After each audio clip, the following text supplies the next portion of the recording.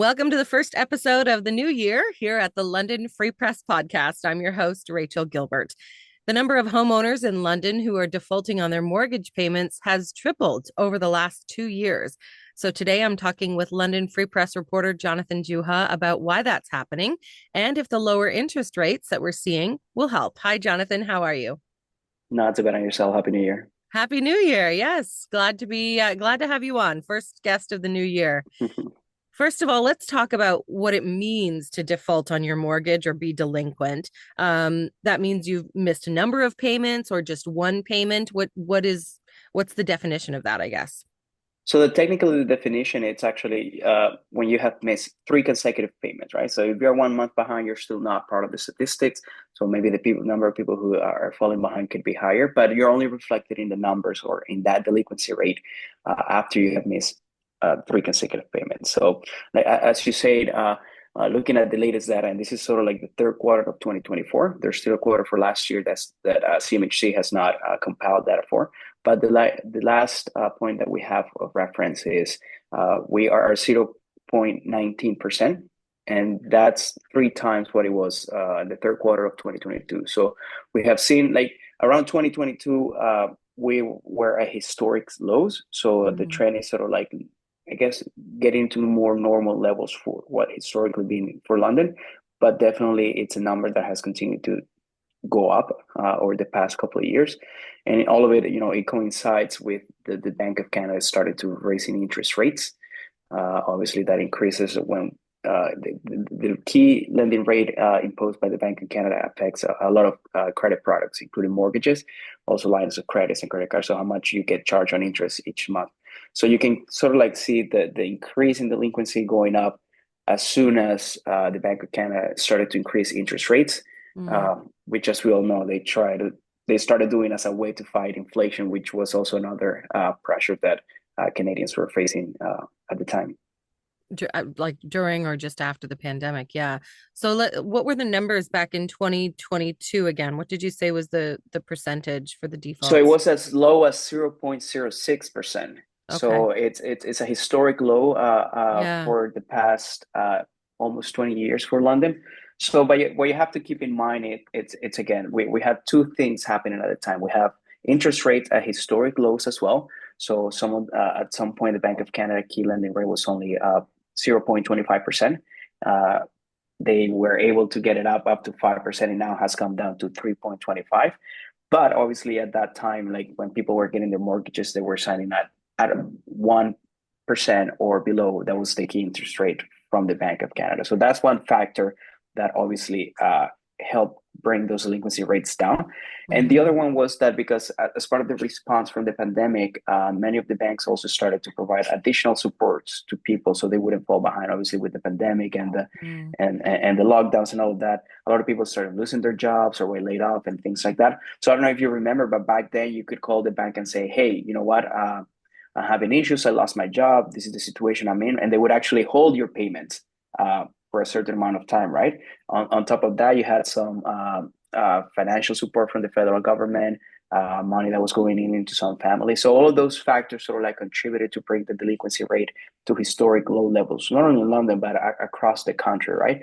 As soon as some of those protections were removed, and then we started seeing interest rates go up, then that started to trend up as well. And then it remains to be seen where they're going to be headed. I mean, also from a historical point, like they're not as bad as they may seem. Like back in 2012, the highest point, they were at 0.40%. Mm. That was like around 2012. And again, you have to remember as well that around that time we were coming out of the 2008 recession. It didn't hit as hard here in Canada, but unemployment rate in London was significantly higher than it is right now. Like it was hovering around anywhere between 7.5 and even as high as 10% for a couple of years.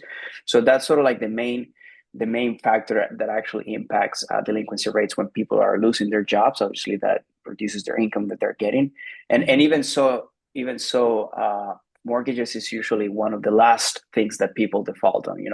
Sometimes maybe credit cards go first, line of credits go first, car payment go first, but people try to make an effort to continue to pay to have a roof over their heads, right? So there are several Mm-hmm. factors that also impact those numbers, and CMHC say that they're keeping track of it because again, London's numbers are going up, but not only in London, it's something that we're seeing across the country as well, and across the province. So they're keeping an eye on it, but it's still sort of like not at a panic stage of what we're Okay. going to see, a big number of foreclosures or not. The other element is it's obviously, before you get approval for a mortgage, the government passed stricter rules following, again, the 2008 housing crisis. So the stress test is supposed to help prevent many people defaulting on the mortgages. You need to prove that even if interest rates go up, you're able to afford the increases. So that sort of has served as a buffer as well to not see sort of like a crisis that as we saw like in 2008. So as you mentioned, this is not the worst we've seen. Are we kind of at normal levels now? Because 2 years ago it was historic low levels of delinquencies. Would you say this is more normal or more average, I guess?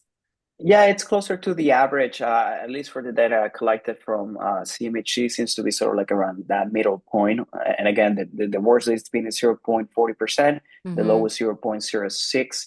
So we're sort of like in between those two highs and lows. So it seems to be sort of like an average point, I guess. Is this a concerning trend? Like, should we be concerned about this and for the economy as a whole? Uh, I mean, obviously, the fact that they're going up, it's not a positive news. Sure. You would like to see them, stay in balance or even going down, I guess. The one point the CMHC makes about it being a concern is the fact that even though the Bank of Canada has started decreasing the interest rates, they're still higher than they were when a lot of people signed up for their mortgages, right? So the number that they have, there are about 1.2 million homeowners who are going to be having to release or renew their loans, Mm, and they're going to see an increase in their payment because even though the interest rates are low, 85%, that's the calculation CMHC has, 85% of loans that are going to be up for renewal were signed when interest rates were at 1% or below, right? So there's still a lot of people out there who are going to be seeing their payments go up. It won't be as big of a shock if they were removing, let's say, in the summer of last year when interest rates were still like a 5%.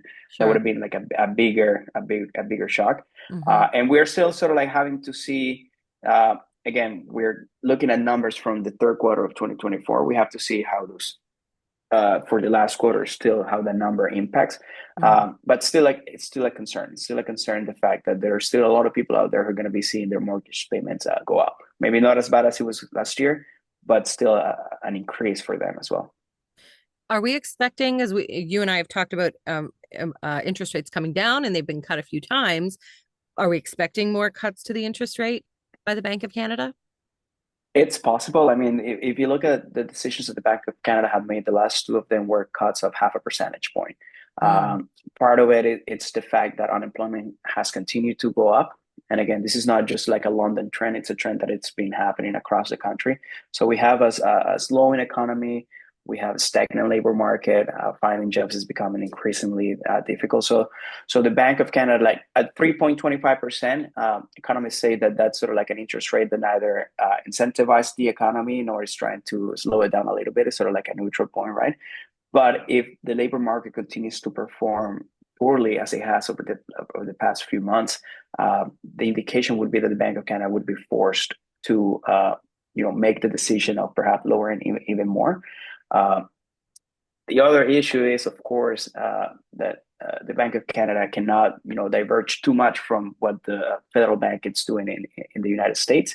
mm. That creates a whole other type of problem with, the value of the Canadian dollar going down. So there are multiple considerations, but the idea is that for 2025, either they stay sort of like at the same level or they could continue to go down, providing more relief for Canadians. Sure. They also CMHC and just I mean economists in general also keep an eye on overall household debt, not just mortgage, but credit card debt, all kinds of debt. That is a major issue for the Canadian economy. What is kind of the average Canadian household debt, or how are we doing with that right now?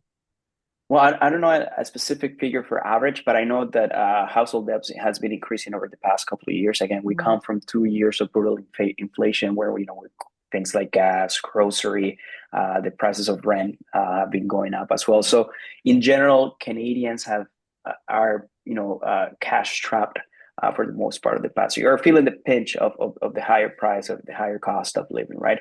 So Yeah. that becomes obviously a concern because that limits people's ability not only to spend in the economy, which could lead to potentially a recession or a slowdown in the economy as well, but also like their own finances being able to pay for everything that they need, housing, and again with higher interest rates, monthly payments for credit cards and of credits are higher as well, and a lot more is just going towards the interest payment as opposed to the loan. So it's always a concern because you're just a layoff away from defaulting on credit cards and payments and all of that. So that creates a ripple effect on the economy as well.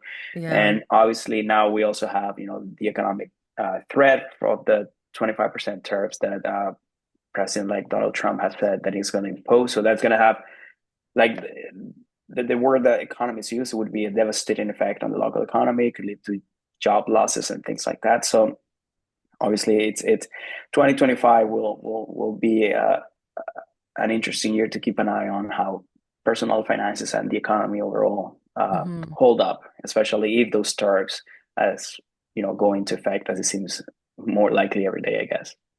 Yeah. Okay. Well, what will help this situation if perhaps interest rates are cut a little bit again? That might give us some relief. But we're going to be watching the tariffs, and if that comes into effect, what are we going to keep an eye on for the next in the short term at least? Well, no, obviously, like if interest rates continue to go down, that continues to provide relief for people because obviously their payments are gonna go down. That allows them to perhaps have more uh, additional, money to spend on things like entertainment and things like that that can keep the economy going. We're expecting some forecasts in terms of the economic impact that the tariffs could have, also for London and also in things like the housing market and all of that. So it's still sort of like even economists are trying to figure out what the range of implications could be for that.